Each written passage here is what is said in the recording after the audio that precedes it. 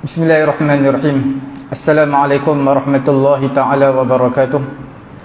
Alhamdulillahi rabbil alamin. Wassalatu wassalamu ala rasulina Muhammadin wa ala alihi wa sahbihi ajma'in. Allahumma aghnina bil ilmi wa zayyinna bil hilmi wa akrimna bit taqwa wa jammilna bil afiyati ya arhamar rahimin. Rabbi shrah li sadri wa yassir li amri wa hlul 'uqdatam min lisani yafqahu qawli. Rabbi yassir wa la tu'assir wa tammim bil khair wa bika nasta'in wa la hawla wa la quwwata illa billahil aliyyil azim. Alhamdulillah yang saya hormati Tuan Imam, Tuan Bilal, barisan AJK Surau Al-Ikhwan, dan juga muslimin muslimat yang dirahmati Allah Subhanahu wa taala. Mari sama-sama kita niat i'tikaf dalam rumah Allah Subhanahu wa taala. Nawaitul i'tikaf sunnatan lillahi taala. Alhamdulillah, pada malam ini kita akan bincangkan mengenai peristiwa-peristiwa agung yang pernah berlaku dalam bulan Syaban. Bulan Rajab ni, apa yang diberitahu kepada saya, dah banyak ada ustaz cerita sebelum ni, dekat di surau ni, tentang kelebihan Rajab dan sebagainya. Dan pada malam ini kita akan cerita tentang peristiwa yang agung dalam bulan Syaban. Perkara pertama, peristiwa agung yang berlaku dalam bulan Syaban, dan peristiwa ini tak akan berulang lagi dah pada zaman Nabi saja, iaitu pengalihan arah kiblat daripada Baitul Maqdis ke Kaabah, ke Baitullah. Ini berlaku pada zaman Nabi dan tak berlaku lagi selepas daripada itu. Sesungguhnya Nabi SAW menanti-nanti, menunggu-nunggu dengan keinginan yang sangat kuat. Setiap hari Nabi akan halakan wajahnya ke langit, menanti-nanti wahyu daripada Allah Subhanahu wa taala. Bilakah nak turunnya wahyu ini, iaitu turunnya wahyu tentang peralihan arah kiblat. Maka Allah Taala merealisasikan tuntutan ataupun kehendak Nabi. Maka turunnya firman Allah Subhanahu wa taala dalam suratul Baqarah pada ayat yang ke-144. Allah Subhanahu wa taala menyatakan, qad nara taqalluba wajhika fis sama' falanuwalliyannaka qiblatan tardaha fawalli wajhaka shatral masjidil haram wa haitsu ma kuntum fawallu wujuhakum shatrah wa innal ladzina utul kitaba la ya'lamuna annahu al-haqqu min rabbihim wa ma Allahu bighafilin amma ya'malun. Qad nara taqalluba wajhika fis sama'. Sesungguhnya Allah Taala melihat kamu ni berbolak-balik muka kamu, melihat ke arah langit. Falanwalliyannaka qiblatan tardaha, maka pasti kami akan alihkan kiblat kamu mengikut kesukaan kamu, iaitu ke Baitullah. Fawalli wajhaka syatral masjidil haram, maka hadapkan muka kamu, perintah kepada Nabi dan juga kepada kita sekali, kepada umat Islam. Hadapkan muka kamu ke arah Masjidil Haram. Wa haitsu ma kuntum fawallu wujuhakum syatrah, di mana saja kamu berada, bila kamu nak semayang, hadapkan muka kamu ke syatrah, ke arah Masjidil Haram. Wa innal ladzina utul kitaba la ya'lamuna annahu al-haqqu min rabbihim. Orang yang diberi kitab, ahlul kitab, orang Yahudi, orang Nasrani. Wa innal ladzina utul kitaba la ya'lamuna annahu al-haqqu min rabbihim. Mereka mengetahui bahawa ini adalah perkara yang benar daripada Allah Subhanahu wa taala. Wa mallahu bighafilin amma ya'malun. Allah Subhanahu wa taala tidak lalai terhadap apa yang mereka lakukan. Dan bertepatan juga peralihan arah kiblat ini dengan surah Ad-Duha, wala sawfa yu'tika rabbuka fatarda. Allah Subhanahu wa taala akan berikan kepada kamu fatarda, sehingga kamu redha, sehingga kamu suka. Itu peralihan, termasuklah peralihan arah kiblat. perkataan Aisyah radhiyallahu taala anha kepada Nabi sallallahu alaihi wasallam, ma ara rabbuka illa yusari'u fi hawak. Aku tidak lihat Tuhan kamu, ma ara rabbak illa yusari'u fi hawak, melainkan dia akan cepatkan keinginan kamu. Iaitu apa kehendak Nabi, maka Allah Taala akan percepatkan, akan perkenankan, mustajabkan permintaan ataupun doa Nabi. Hadis riwayat Imam Al-Bukhari. Nabi SAW tidak redha melainkan apa yang Allah Ta'ala redha terhadap satu perkara. Allah Ta'ala suka benda itu, maka Nabi SAW juga suka perkara yang sama. Abu Hatim Al-Bisti rahimahullahu ta'ala berkata, sallal muslimun, orang-orang Islam sembahyang di Baitul Maqdis ini selama 17 bulan 3 hari. 17 bulan bersamaan dengan setahun 5 bulan. Setahun 5 bulan sembahyang menghadap ke Baitul Maqdis. Peristiwa ini adalah sampainya Nabi SAW di Madinah. Nabi berhijrah ke Madinah pada ketika itu umur Nabi 53 tahun.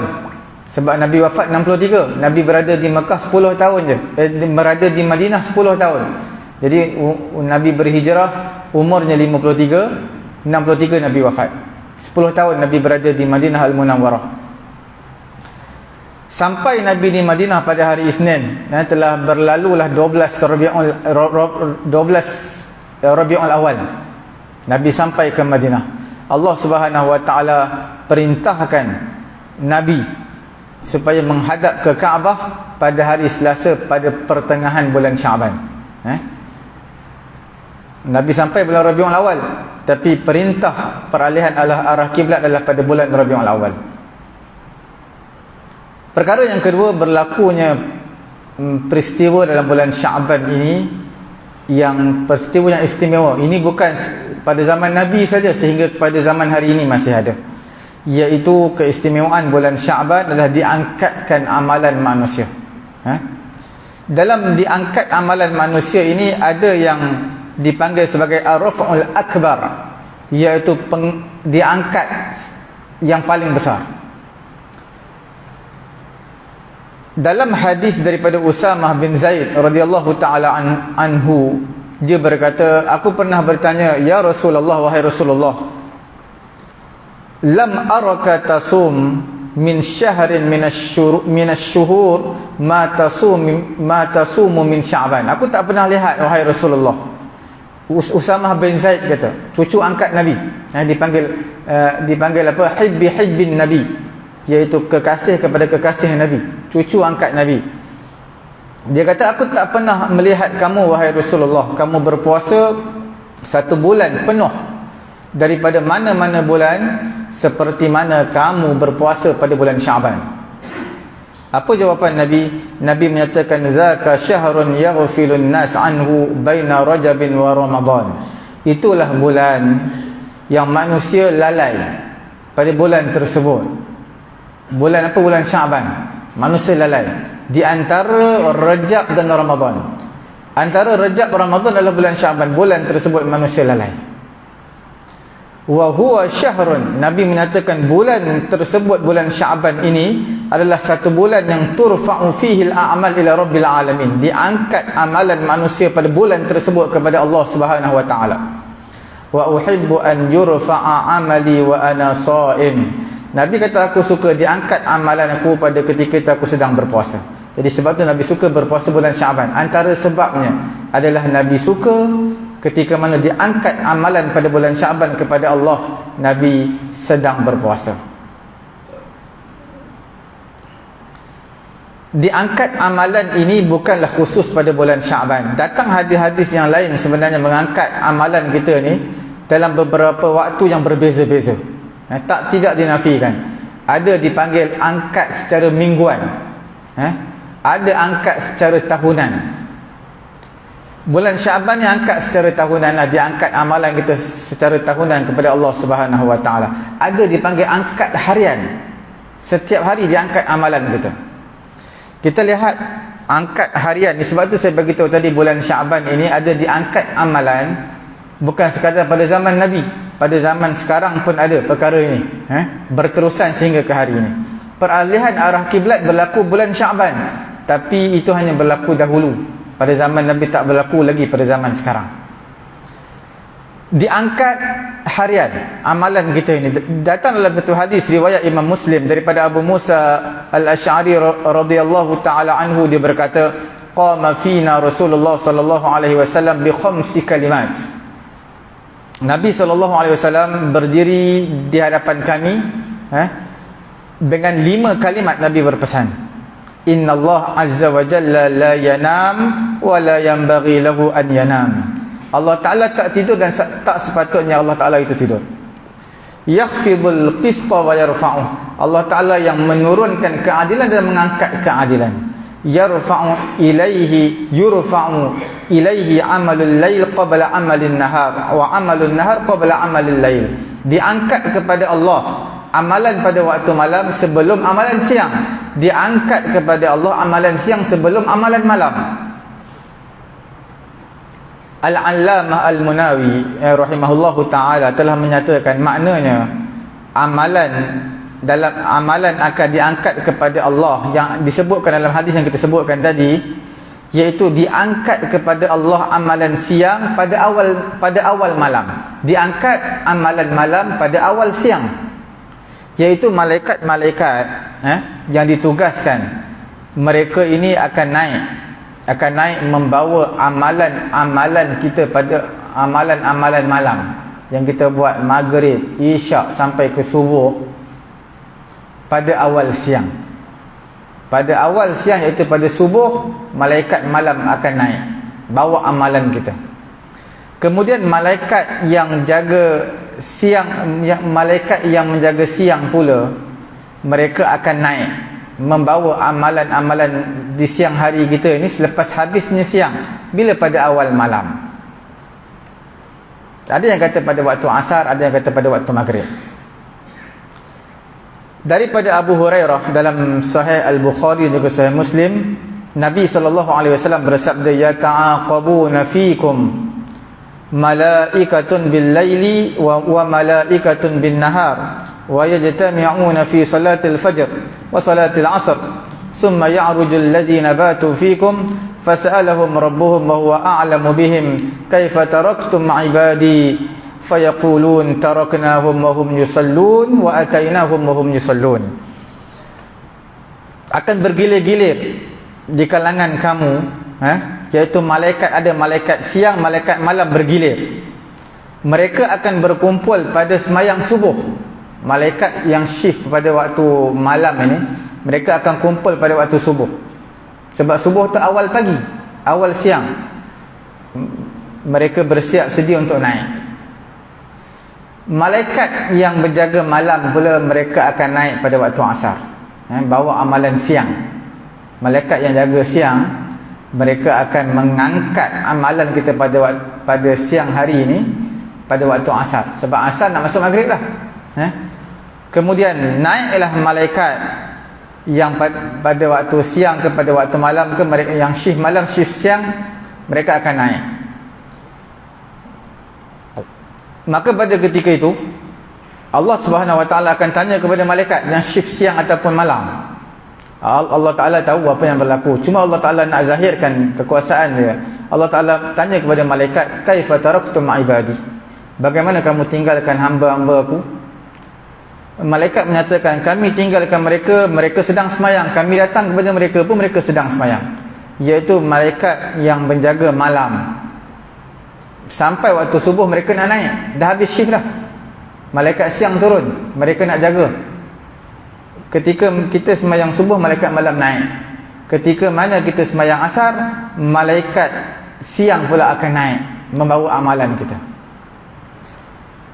Imam Al-Munziri rahimahullahu ta'ala dalam At-Targhib, dia menyatakan, diriwayatkan oleh Ibnu Khuzaimah dalam sahihnya, dan lafaz salah satu daripada riwayatnya menyatakan, tajtami'u malaikatul laili wa malaikatun nahar fi salatil fajri wa salatil asr.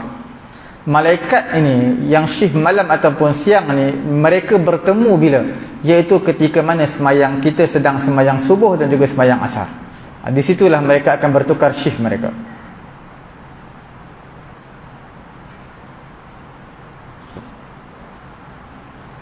Ada penambahan riwayat.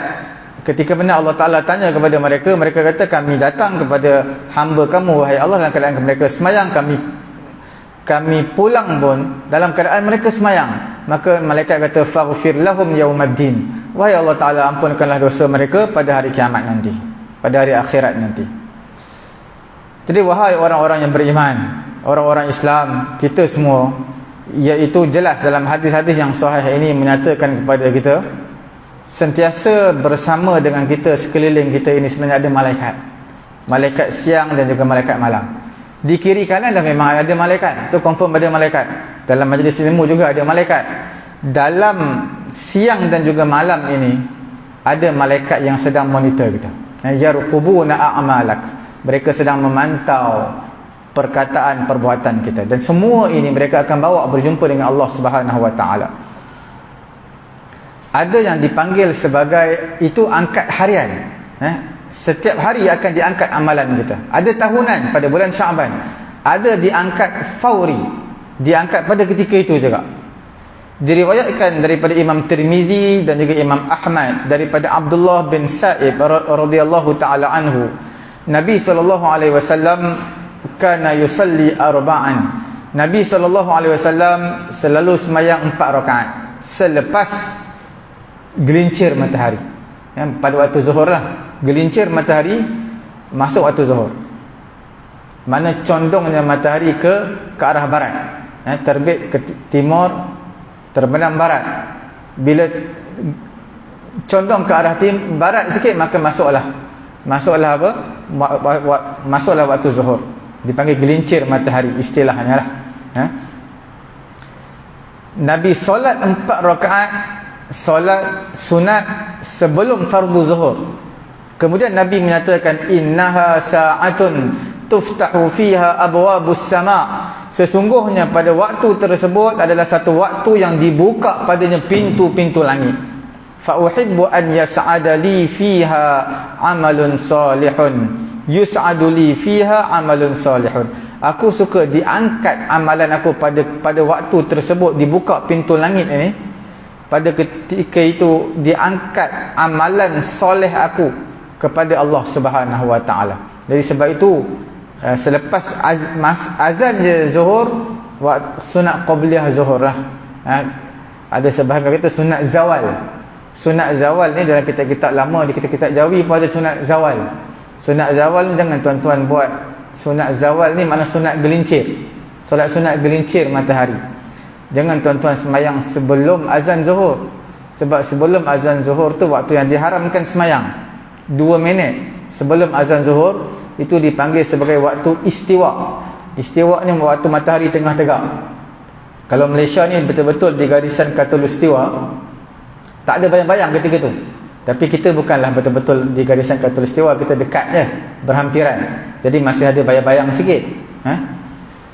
Pada waktu tu sebenarnya waktu diharamkan sembahyang 2 minit. Ulama falak kata 2 minit sebelum daripada azan zuhur. Kalau nak solat sunat zawal ke apa, kalaulah tuan-tuan berpendapat ada solat sunat zawal, buatlah selepas daripada azan zuhur. Solat sunat qabliyah pun sudah memadai dah sebenarnya. Solat sunat qabliyah zuhur 4 rakaat. 2 rakaat beri salam, 2 rakaat beri salam, itu yang terbaik. Daripada Abu Ayyub Al-Ansari radhiyallahu taala anhu, daripada Nabi sallallahu alaihi wasallam, arba'un qabla zuhur laisa fihinna taslim. Daripada Nabi sallallahu alaihi wasallam bersabda, 4 rakaat sebelum zuhur, sebelum sembahyang fardu zuhur lah, laisa fihinna taslimun, tiadalah padanya satu salam. Yuftahu lahunna abwabus sama', maka dibuka untuknya dibuka kerana 4 rakaat, jadi pintu-pintu langit. Jadi 4 rakaat 2 salam yang terbaik.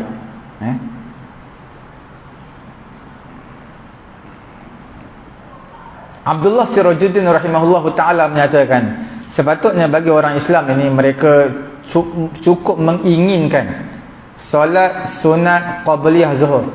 Selepas gelincir matahari azan, habis azan solat sunat qabliyah zuhur. Dan pada ketika itu bukan setakat solat, maka berdoalah kepada Allah, itulah waktu mustajab. waktu yang mustajab untuk kita berdoa kepada Allah, kerana dibuka pintu langit pada ketika itu. Fa innahu mujab, kerana dia akan diqabulkan doa kita. Lianna abwabas sama' tuftahu fiha, kerana pintu langit akan dibuka pada waktu tersebut. Tak sepatutnya bagi orang beriman dia abaikan perkara ini, dia memandang rendah perkara ini. Sebab dalam hadis riwayat Imam Tirmizi ini, bila mana pintu langit terbuka, maka antara sebab untuk dimustajabkan doa. Doa ketika sujud pun boleh, doa selepas sembahyang qabliyah zuhur pun boleh. Dan satu lagi, ada juga amalan kita yang diangkat secara mingguan. Tadi diangkat segera, diangkat secara tahunan, bulan Syaban setahun sekali. Ada diangkat secara harian, pagi dan malam. Ada diangkat secara mingguan. Riwayat daripada Imam Muslim daripada Abu Hurairah radhiyallahu taala anhu, dia berkata Nabi SAW bersabda, tu'radul a'mal fi kulli yaumi khamisin wasnain. Diangkat amalan-amalan pada setiap hari Khamis dan juga hari Isnin. Fayaghfirullah azza wa jalla fi dhalikal yawm li kulli imri'in la yushrik billahi syai'a. Allah Taala akan ampunkan dosa pada hari tersebut, Isnin dan juga Khamis, bagi setiap orang yang tidak syirikkan Allah Subhanahu wa taala dengan sesuatu. Illa, melainkan imra'an kanat bainahu wa baina akhihi syahna, melainkan seseorang yang dia dengan saudaranya ada perbalahan, pertengkaran, tidak bertegur sapa. Syahna, ada perbalahan. Ini juga Allah Ta'ala tak ampunkan dosa dia. Fayuqal, maka dikatakan, urku hadzaini hatta yastaliha, urku hadzaini hatta yastaliha. Beri tangguh dulu untuk orang yang sedang bertelingkah ini, jangan ampunkan dosa dia dulu sehinggalah mereka berdua berdamai. Diulang dua kali, biarkan dulu, tangguhkan dulu pengampunan kepada mereka berdua ini sehinggalah mereka berbaik semula. Dalam riwayat Imam Muslim ada disebutkan, tuftahu abwabul jannah, dibuka pintu-pintu syurga pada hari Isnin dan juga hari Khamis. Diampunkan setiap manusia yang tidak syirikkan kepada Allah dengan sesuatu, melainkan seseorang yang ada dirinya dan saudaranya ada baghdha syahna, iaitu kebencian, tak suka kawan tak nak bertegur dengan kawan dia. Ini yang Allah tidak diampunkan dosa dia, ditangguhkan dulu. Daripada Abu Hurairah radhiyallahu taala anhu, daripada Nabi SAW, Nabi bersabda, riwayat Imam Tirmizi, tu'radul a'malu yaumal itsnain wal khamis. Dibentangkan amalan-amalan manusia ini kepada Allah pada hari Isnin dan juga hari Khamis. Maka Nabi kata, fa uhibbu an yu'rada amali wa ana sha'im. Maka Nabi kata, aku suka dibentangkan amalan aku kepada Allah pada ketika itu aku sedang berpuasa. Daripada Usamah bin Zaid, Usamah bin Zaid, cucu angkat Nabi, dia kata, aku bertanya, wahai Rasulullah, innaka tasum hatta la takadu tuftir. Sesungguhnya kamu, wahai Rasulullah, aku lihat kamu berpuasa ni seolah-olah kamu tak buka dah, puasa sepanjang hari. Wa tuftir hatta la takadu tasumu mutanaffilan illa yawmain in dakhala fi siyamik wa illa sumtahuma. Dan aku tengok kamu kalau tak puasa pula seolah-olah kamu tak pernah puasa. Puasa sunat maksudnya, melainkan 2 hari. Sekiranya 2 hari ini masuk bertepatan dengan puasa kamu, iaitu hari Isnin dan juga hari Khamis. Maka ditanyakan kepada dia, ayyu yaumain, apakah 2 hari tersebut? Melainkan 2 hari, Usamah bin Zaid kata, aku melainkan 2 hari yang Nabi berpuasa. Apa 2 hari tersebut? Maka Usamah bin Zaid kata, yaumul isnain wa yaumul khamis, hari Isnin juga hari Khamis. Maka Nabi SAW bersabda, zalika yauman, itulah 2 hari, tu'radu fiha al-a'mal, dibentangkan pada 2 hari tersebut amalan-amalan manusia ala rabbil alamin, di hadapan Allah Subhanahu wa taala. Kemudian Nabi kata, fa uhibbu an yu'rada 'amali wa ana sha'im. Maka aku suka dibentangkan amalan aku dalam keadaan aku berpuasa. Hadis riwayat Abu Daud dan juga Imam An-Nasa'i.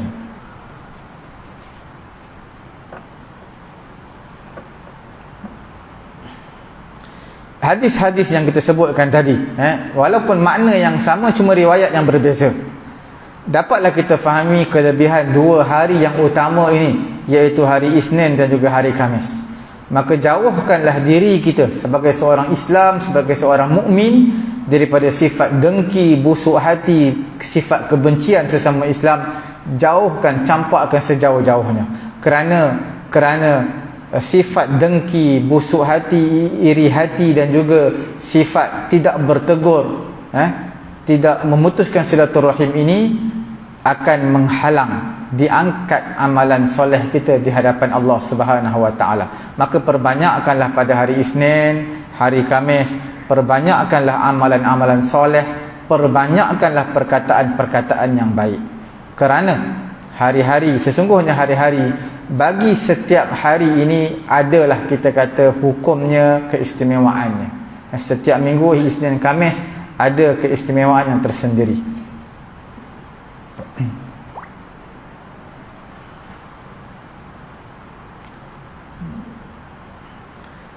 Kemudian pada bulan Syaban ini, dua perkara yang kita sebutkan tadi dalam bulan Syaban adalah bulan peristiwa yang pertama diangkat amalan kita secara tahunan di hadapan Allah Subhanahu wa taala.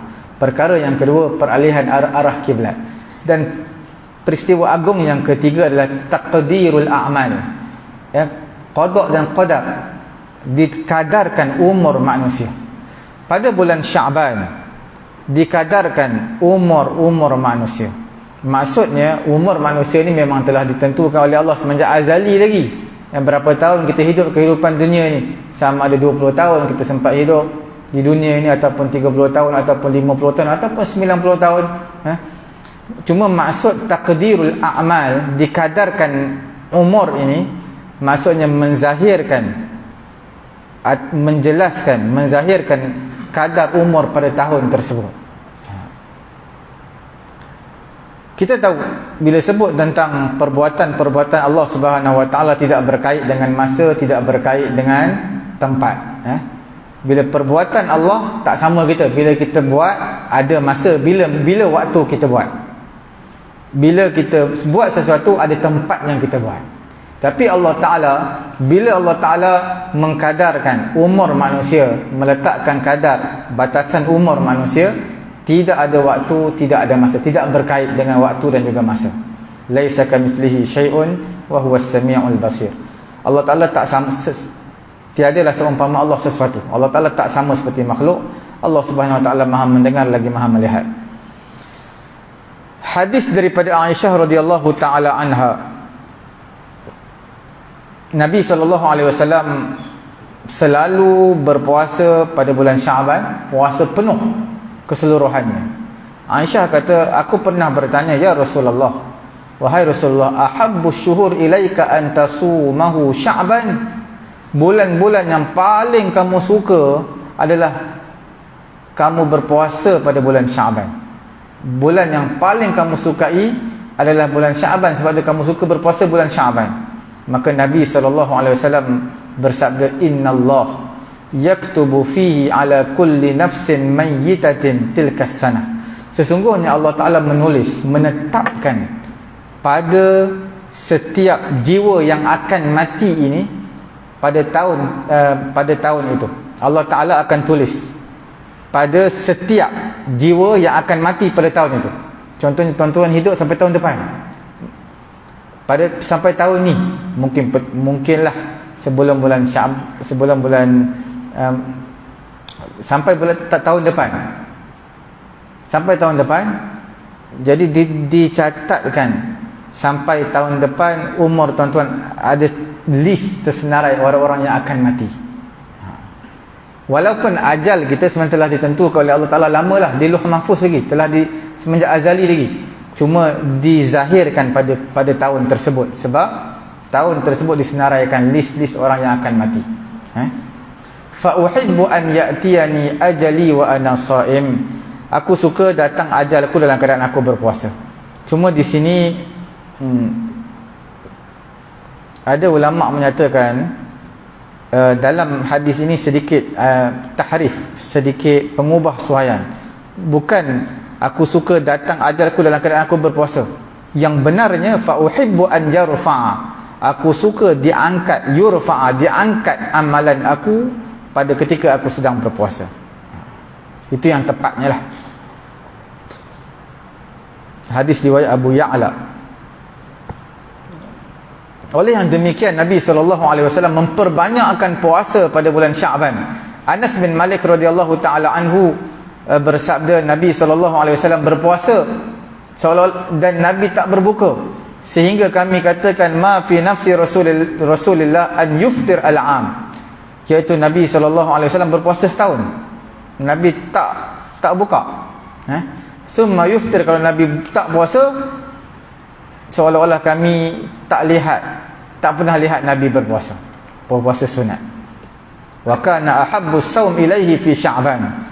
Dan pada ketika itu Anas bin Malik kata puasa yang paling disukai oleh Nabi adalah puasa pada bulan Sya'ban. Riwayat Imam Ahmad dan juga Imam At-Tabarani. Kemudian kita lihat kelebihan pula pada malam ini.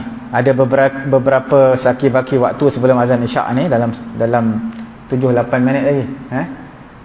Isyak dalam 10 minit lagi. Kelebihan puasa pada bulan Sya'ban.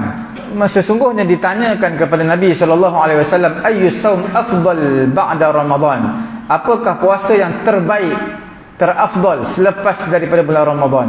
Maka Nabi kata Sya'ban lita'azimi Ramadan, iaitu bulan Sya'ban, kerana mengagungkan bulan Ramadan. Ditanya kepada Nabi, ayyus sadaqah afdal, sedekah apa yang paling afdal? Maka Nabi kata sadaqah fi Ramadan, sedekah pada bulan Ramadan. Riwayat Imam Tirmizi. Aisyah radhiyallahu taala anha berkata, Nabi SAW, ini sama macam hadis tadi ni, sama macam hadis tadi, cuma riwayat dia yang berbeza-beza. Usamah bin Zaid cerita benda yang sama, Anas bin Malik cerita benda yang sama, Aisyah radhiyallahu taala anha cerita benda yang sama. Aisyah radhiyallahu taala anha dalam di akhir hadis dia menyatakan, ma ra'aitun nabi fi syahrin aktsara siyaman minhu fi Sya'ban. Aku tak pernah lihat Nabi berpuasa lebih banyak berbanding bulan Sya'ban. Kana yasumuhu illa qalilan. Nabi selalu berpuasa bulan Sya'ban, melainkan sedikit je Nabi tak puasa bulan Sya'ban. Dalam satu riwayat Abu Dawud, Aisyah juga menyatakan, kana ahabbu syuhur ila Rasulillah an yasumuhu Sya'ban. Bulan yang paling dicintai oleh Nabi adalah bulan Sya'ban. Summa yasiluhu bi Ramadan. Kemudian Nabi terus berpuasa bulan Sya'ban dan terus sambung dengan bulan Ramadan. Dalam satu riwayat juga daripada Aisyah, riwayat Imam An-Nasa'i, lam yakun Rasulullah sallallahu alaihi wasallam li syahrin aktsara siyaman minhu li Sya'ban. Nabi sallallahu alaihi wasallam tidak ada berpuasa lebih banyak berbanding bulan Sya'ban. Ini nak menyatakan Nabi berpuasa dalam bulan Sya'ban banyak hari berbanding bulan-bulan yang lain. Fa innahu kana yasumu Sya'ban kulluh. Nabi berpuasa dalam bulan Sya'ban keseluruhannya. Wa kana yaqul, hadis yang awal daripada riwayat Imam Bukhari, Imam Muslim, lam yakunin nabi yasumu syahran aksar min Sya'ban. Nabi tidak berpuasa lebih banyak berbanding bulan Sya'ban, kerana Nabi selalu berpuasa bulan Sya'ban keseluruhannya. Keseluruhan ini bermaksud kebanyakan harilah. Kemudian Nabi bersabda, khudhu minal amal ma tutiqun. Kamu buatlah daripada amalan sekadar mana kamu mampu. Kerana fa innallaha la yamallu hatta tamallu. Kerana Allah Ta'ala tak bosan untuk memberi pahala kepada kita sehinggalah kamu yang bosan untuk beribadat kepada Allah. Wa kana ahabbu salat ila nabi ma duwima alaihi wa in qalla. Solat yang paling dicintai di sisi Nabi adalah yang buatnya konsisten, berterusan walaupun sedikit. Wa kana idza shalla salatan, Nabi apabila dia semayang, dia akan berterusan di atas semayang tersebut walaupun sikit. tahqiq, iaitu untuk kita melihat pandangan yang tepat mengenai puasa bulan Syaban, puasa Nabi pada bulan Syaban. Aisyah radhiyallahu taala anha, Aisyah kata Nabi SAW tidak berpuasa satu bulan lebih banyak berbanding bulan Syaban. Riwayat Imam Bukhari. Okey. Riwayat Imam Muslim, Aisyah kata Nabi SAW berpuasa, selalu berpuasa, sehingga kami kata Nabi berpuasa wa yuftir, Nabi berbuka, hatta naqul, sehingga kami menyatakan qad aftara, Nabi tak berpuasa, walam arahu shaiman, kami tak pernah lihat Nabi berpuasa sunat. Kemudian di akhir hadis ini, kana yasumu Sya'ban kullah, Nabi berpuasa bulan Sya'ban keseluruhannya. Kana yasumu Sya'ban illa qalilan, Nabi berpuasa bulan Sya'ban melainkan sedikit. Mana keseluruhan di sini bukan maksud sepenuh, maksud kebanyakan hari. Mulla Ali Qari rahimahullahu taala menyatakan Nabi SAW berpuasa keseluruhan. Kullu makna keseluruhan, total, daripada awal bulan Sya'ban sampai akhir, iaitu ma la yasumuhu min Sya'ban kana fi ghayatun min al-qillah, iaitu Nabi berpuasa seolah-olah penuh bulan Syaban, sebab sikit sangat hari yang Nabi tak berpuasa dalam bulan Syaban. Kalau setakat 2-3 hari seolah-olah kita lihat macam puasa penuh lah, itu maksudnya.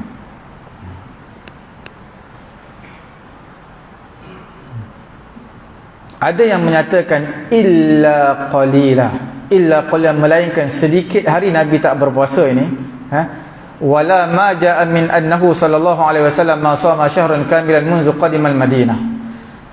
Nabi sallallahu alaihi wasallam tidak berpuasa sebulan penuh semenjak Nabi sampai ke Madinah, melainkan bulan Ramadan. Maksud sebelum Nabi berhijrah ke Madinah, Nabi puasa penuh. Tapi bila Nabi sampai saja ke Madinah, Nabi berhijrah ke Madinah, Nabi tak puasa penuh dah. Bulan Syaban Nabi berpuasa kebanyakan hari bulan Syaban. Dan mungkin juga kita katakan keseluruhan hari bulan Syaban Nabi berpuasa ni, maksudnya yang pertama adalah sebelum kedatangan Nabi SAW ke Madinah. Memang dalam hadis kata keseluruhan, itulah makna literalnya. Itu pandangan sebahagian ulama lah. Nabi puasa penuh bulan Syaban, maksudnya sebelum Nabi berhijrah ke Madinah. Kemudian selepas daripada itu ada disebutkan illa qalila, melainkan sedikit hari Nabi tak berpuasa. Itu bila? Itu selepas daripada Nabi berhijrah ke Madinah. Dan sedikit ini ada ulama kata 1/3 bulan, maknanya 10 hari. Ada yang kata sedikit itu adalah beberapa hari, sikit sangat. Riwayat daripada Imam Bukhari dan juga Imam Muslim daripada Aisyah radhiyallahu taala anha, ma ra'aituhu istakmala siyama syahrin qattu illa syahr Ramadan.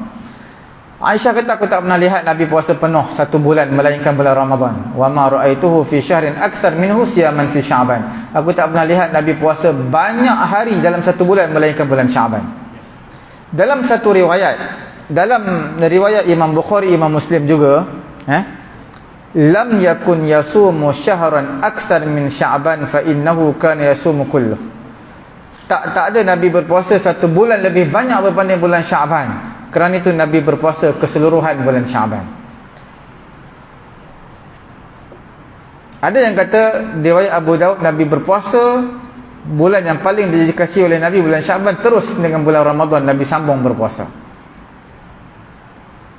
Okey, hadis-hadis ini kita lihat zahir daripada hadis-hadis ini, puasa bulan Sya'ban lebih afdal berbanding bulan Rajab, dan juga selain daripada bulan Rajab, daripada bulan-bulan haram. Tetapi yang menjadi kemusykilan di sini, kalau tuan-tuan fikir, kalau tuan-tuan renungkan kembali riwayat Imam Muslim daripada Abu Hurairah radhiyallahu taala anhu, hadis marfu', Nabi menyatakan afdalus siyam ba'da Ramadan saumu syahrillah al-Muharram. Afdal puasa selepas bulan Ramadan adalah puasa bulan Allah, iaitu bulan Muharram. Bulan Allah adalah bulan Muharram. Ataupun saumu syahrillah al-Muharram, ataupun bulan-bulan haram lah, termasuk bulan Rajab. Tapi dalam hadis ini adalah bulan Muharram, sebab dia bulan haram. Bulan haram ada 4 bulan, 3 bulan berturut-turut, 1 bulan berasingan, Zulqa'dah, Zulhijjah, Muharram. Kemudian Rajab. Rajab yang kita berada sekarang ini bulan haram juga, bulan yang afdal juga untuk berpuasa. Tapi yang menjadi kemuskilan, tak ada pula riwayat yang banyak mengenai puasa Nabi bulan Rajab. Tak ada pula riwayat Nabi puasa bulan Muharram. Yang banyak yang kita sebutkan tadi adalah puasa Nabi dalam bulan Syaban. Tapi yang datang dalam hadis kelebihan bulan haram ataupun kelebihan puasa bulan Muharram, ada beberapa jawapan di kalangan ulama. Kita bagi laluan azan sekejap.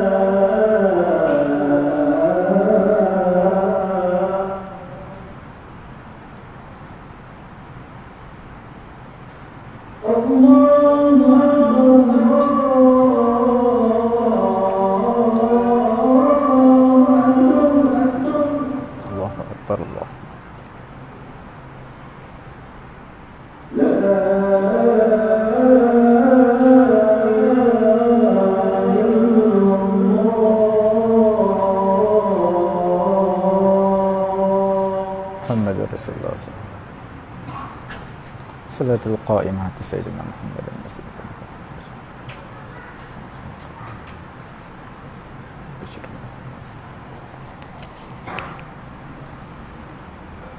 Tuan-tuan muslimin muslimat rahmati Allah Subhanahu wa taala. Saya sebutkan tadi mengenai dengan beberapa hadis yang cukup banyak mengenai kelebihan bulan Syaban yang Nabi berpuasa banyak hari dalam bulan Syaban. Tapi kalau kita lihat dalam hadis-hadis yang lain, Nabi memberi kelebihan bulan Muharram, bulan-bulan haram, termasuk bulan Rajab, tapi Nabi tak berpuasa. Tak ada riwayat. Apa jawapan ulama? Ulama menyatakan berkemungkinan Nabi tak mengetahui kelebihan puasa bulan Muharram ini melainkan di akhir tahun kewafatan Nabi. Sebelum Nabi wafat baru Nabi tahu. Tak tahu tahun akhir kewafatan Nabi. Jadi bila tahun akhir tak sempat dalam untuk puasa pada tahun depan. Sebab itu tahun terakhir Nabi.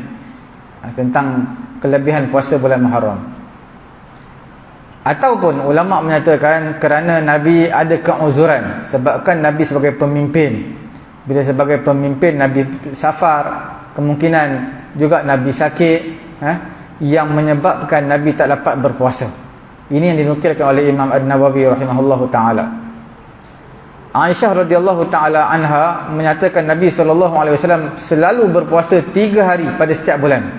Dan kadang-kadang Nabi takhirkan, Nabi lewatkan, sehingga Nabi kumpul semua sekali pada akhir tahun, pada bulan Syaban setahun.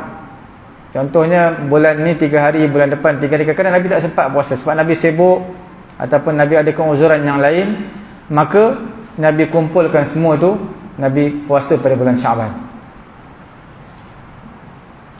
Dan dikhususkan puasa bulan Syaban ini, sebab apa dikhususkan dengan puasa? Sebab untuk mengagungkan bulan Ramadan. Ada ulama kata bulan Syaban ini seolah-olah seperti mana sunat rawatib. Bila kita semayang fardu kan ada solat sunat qabliyah.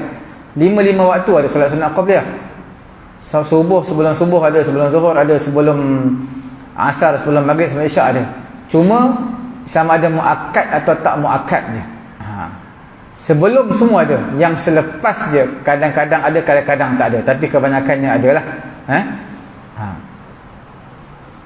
Begitu juga dengan bulan Syaban adalah bulan seolah-olah puasa ni seperti puasa rawatib lah, yang puasa qabliyah sebelum masuk bulan Ramadan. Nabi larang, dalam masa yang sama Nabi larang untuk kita berpuasa separuh penggal yang kedua pada bulan Syaban, 16 Syaban sampai akhir. Dalam mazhab Syafi'i haram berpuasa pada waktu tersebut sebab Nabi larang. Tak benarkan berpuasa pada 16 Syaban sampailah masuk bulan Ramadan. Sebab apa? Sebab melainkan puasa yang menjadi kebiasaan. Kalau dia puasa selalu puasa hari Isnin, bolehlah hari Isnin dia nak berpuasa. Ataupun puasa nazar, puasa qada, semua tu boleh. Ini hanya mazhab Syafi'i yang tak membenarkanlah. Tapi sebab mereka berdalilkan idzan tasafa min Sya'ban fala tasum. Bila masuk pertengahan bulan Syawal jangan kamu berpuasa. Sebab itu ulama Syafi'i tak membenarkan puasa pada pertengahan 16 Syaban sampai ke akhir. Majoriti di kalangan ulama membenarkan puasa. Sebab mereka kata hadis tu hadis lemah.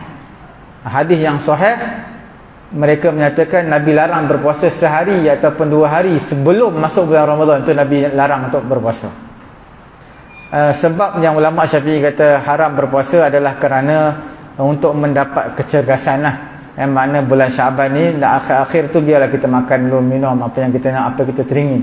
Sebab bulan Syaban kita tak boleh nak makan, bulan Ramadan tak boleh makan dah. Teringin nak makan pagi tu ini, kedai tu kedai ni. Bila masuk bulan Ramadan tak ada sarapan pagi dah. Sebab itu antara sebab lah mazhab Syafi'i tak membenarkan. Mudah-mudahan Allah Subhanahu Wa Taala memberi kefahaman kepada saya juga tuan-tuan. Kesimpulan pengajian kita mengenai dengan peristiwa agung bulan Syaban ini, apa dia? Iaitu peralihan arah kiblat berlaku pada bulan Syaban pada zaman Nabi, tak berlaku lagi zaman sekarang. Dan juga dikadarkan umur manusia yang akan mati pada tahun pada tahun hadapan selepas bulan Syaban akan disenaraikan, dilistkan nama dia. Itu juga berlaku pada bulan Syaban. Dan amalan-amalan kita diangkat secara tahunan kepada Allah Ta'ala, itu juga berlaku dalam bulan Syaban. Dan Nabi berpuasa banyak hari dalam bulan Syaban. Cuma ada dua riwayat lah. Ada satu riwayat kata Nabi puasa penuh, satu riwayat kata Nabi tak puasa penuh bulan Syaban, Nabi puasa kebanyakan hari bulan Syaban. Maka ada kontradiksi lah antara dua pertembungan, antara dua hadis ni. Bila berlaku pertembungan, kita tengok mana hadis sahih. Hadis sahih kita ambil. Tapi kalau dua-dua sahih, maka kita kumpulkan, dua-dua kita kumpulkan. Maksudnya mungkin ada beberapa tahun Nabi puasa penuh bulan Syaban, ada beberapa tahun Nabi puasa kebanyakan hari bulan Syaban, Nabi tak puasa penuh. Cukup sekadar itu dulu. Mudah-mudahan Allah Ta'ala memberi kefahaman kepada saya dan juga tuan-tuan. Subhanallahumma wa bihamdihi, subhanakallahumma wa bihamdika, asyhadu an la ilaha illa anta, astaghfiruka wa atubu ilaik. Bismillahirrahmanirrahim. Alhamdulillahi rabbil alamin, wassalatu wassalamu ala rasulina Muhammadin wa ala alihi wa sahbihi ajma'in. Allahumma anfa'na bima 'allamtana wa 'allimna ma yanfa'una wa zidna 'ilma. Alhamdulillahi ala kulli hal wa na'udzu billahi min hali ahli nar. Wa sallallahu ala sayyidina Muhammadin wa ala alihi wa sahbihi ajma'in. Alhamdulillahi rabbil alamin. Taqabbalallahu minna.